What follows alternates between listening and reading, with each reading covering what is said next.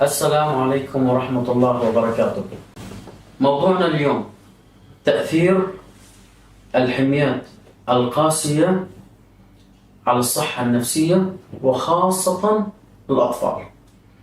لما نحكي بموضوع الحمية والنظام الغذائي والأكل والشرب، كيف لازم نتعامل مع أطفال؟ نحن لما نحكي أطفال من سن السنة أو الولادة خلينا نقول لغاية 14-15 سنة، لأنه نحن بعد هذا العمر عم نحكي مراهقة، عم نحكي عن بالغين.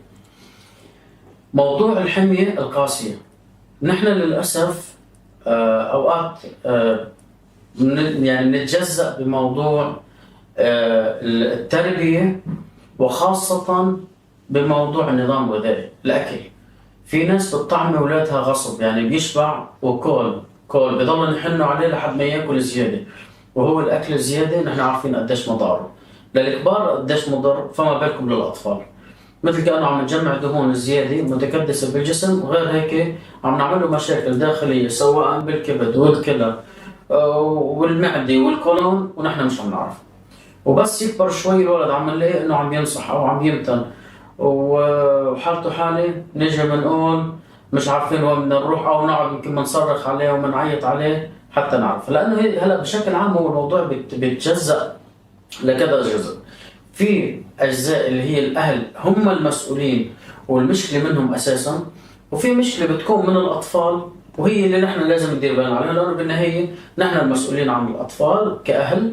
فنحن لازم نشوف وين المكان السليم والصحيح اللي لازم ناخذ عليه الطفل في حال اكتشفنا انه في شيء غلط او مشكله.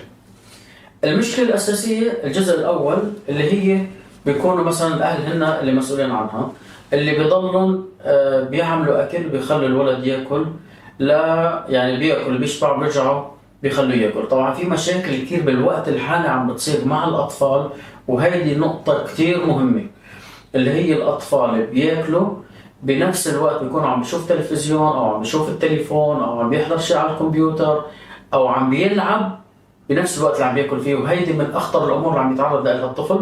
واكثر الناس راح تلاحظ انه الطفل كل ساعة ساعتين حيقول أنا بدي آكل. السبب هو الرئيسي لهذا الموضوع إنه الطفل ما في تركيز إنه هو عم بياكل، نسي إنه هو أكل، ما في إدراك، ما في وعي. فكل الأكل عم بيروح كأنه لا وعي، راح الأكل لا وعي، فبعد ساعة بيرجع بحس حاله جاع بيرجع بياكل. وأغلب الأطفال طبعا والأخطر من هيك إنه هي طول الوقت اللي بيكون هو عم بيلعب أو بده شيء يتسلى فيه بتلاقي حاط شيبس، شوكولاتة، حلويات، مش عارف شو. هون رحنا على السكريات، هون من أساسيات المواضيع اللي الناس اللي عم بيروح فيها اللي عم تسبب بداني للأطفال. الجزء الآخر اللي هي اللي الأهل بيكون الطفل عنده مشكلة يمكن بالهرمونات، يمكن عنده مشكلة باللاوعي، بالتهاب بامور عم بتخليه ياكل بدون ما ينتبهوا، وكل ما قالوا له بدي اكل بيعطوه. في ناس مقضينها طلبات مطاعم، خاصة سهولة الحياة والتكنولوجيا صار كثير موضوع سهل، 24 طلبات بتوصل على البيت. اهل بيعرفوا انه الاولاد عم يطلبوا، في اهل ما بيعرفوا انه الاولاد عم يطلبوا.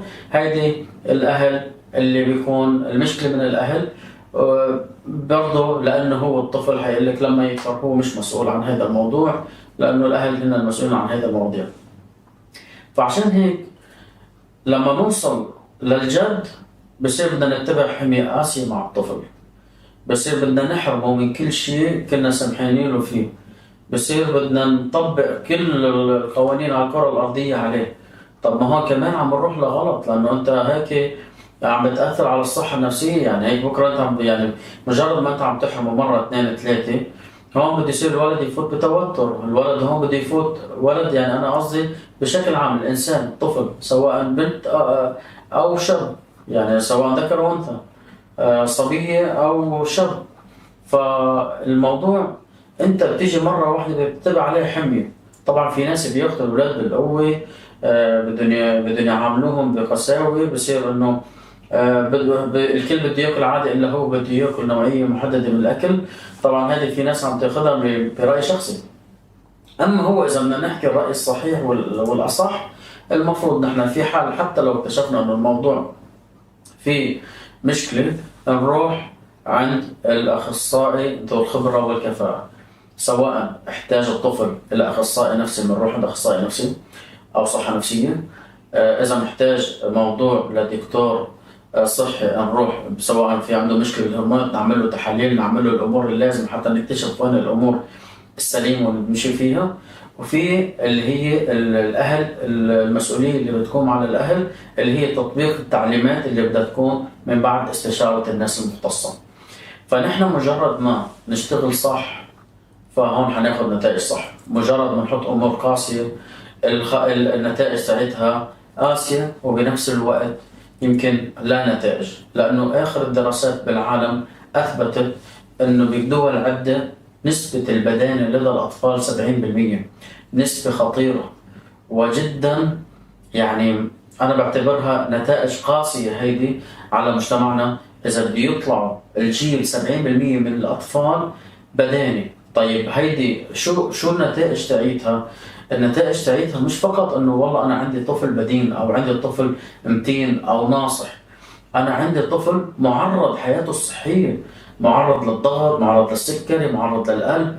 نحن الامور اللي بنسمعها بمجالنا وبنشوفها شيء يعني كتير خطير، اشياء كتير خطيرة، عواقبها يعني عواقبها كتير خطيرة. فنحن نفضل أن نروح على الطريق الصحيح.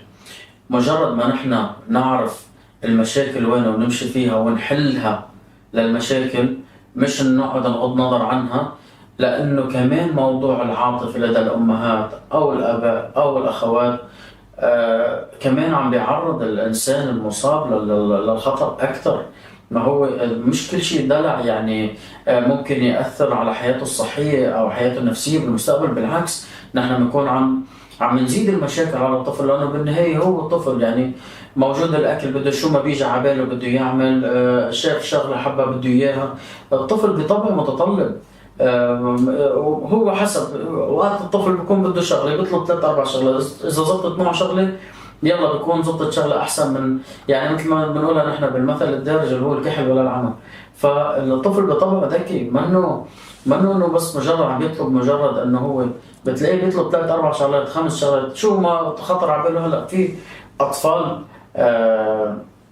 اذكياء وطلبهم بذكاء، وفي اطفال وقحين طلباتهم بوقحنة، وبنفس الوقت ممكن يتحايل إذا بده الموضوع بأسرع وقت. فالأطفال كمان عالم، يعني أنا ياما كثير من الحلقات حكيت عن موضوع الأطفال، وحكيت قديش إنه هيدا عالم كثير بده شغل، وعالم منه غريب أكثر ما هو عالم بوضعنا هلأ وبالتكنولوجيا والحاضر صار مدرك وعنده مهارات أكثر من البالغين، لأنه هو مثل كأنه خلق مع هيدي التكنولوجيا، فصار التعامل مع التكنولوجيا سهل. نحن خلقنا بوقت ما كان في تكنولوجيا مثل التكنولوجيا، ولكن نحن بأيامنا لكل زمن الدولة والرجال، فنحن بأيامنا كانت أمور خاصة فينا نحن مبسوطين فيها ونتعايش معها ونشتغل عليها. أما الأطفال عم يخلقوا مع التكنولوجيا، وكل يوم التكنولوجيا عم بتزيد أكثر وأكثر. وأنا على طول بقول هيدي التكنولوجيا سلاح ذو الحدين، في مخاطر، في حسنات وفي سيئات، ولكن نحن قدر المستطاع مجرد ما نحن نحط المواضيع كلها under control وكله يكون تحت السيطرة وكله بنطاق نطاق السيطرة على الموضوع، كل ما قلت المخاطر وقلت المشاكل. فعشان هيك يعني آخر شيء بحب أركز على موضوع الحمية القاسية. ما لازم نحن نتبع حمية قاسية وخاصة مع الأطفال، ولكن نتبع التوعية، نتبع النصائح، نتبع الطريق الصحيح، ونستشير الناس الخبرة والكفاءة اللي مختصين بهذا الموضوع، سواء صحيا سواء جسديا. فعشان هيك مجرد ما نحن نعرف السبب فبطل العجب، ما راح يصير عنا أي شيء عجيب ولا راح يصير عنا أي شيء فيه مشاكل، ولكن بالعكس حتكون الأمور سهلة وسلسة، وحنتعايش معها وحنمشي معها حسب المتطلبات اللي نحن حنمشي فيها، وبإذن الله ما في إلا العافية. في البداية سلام، وفي النهاية حسن الختام. يعطيكم العافية.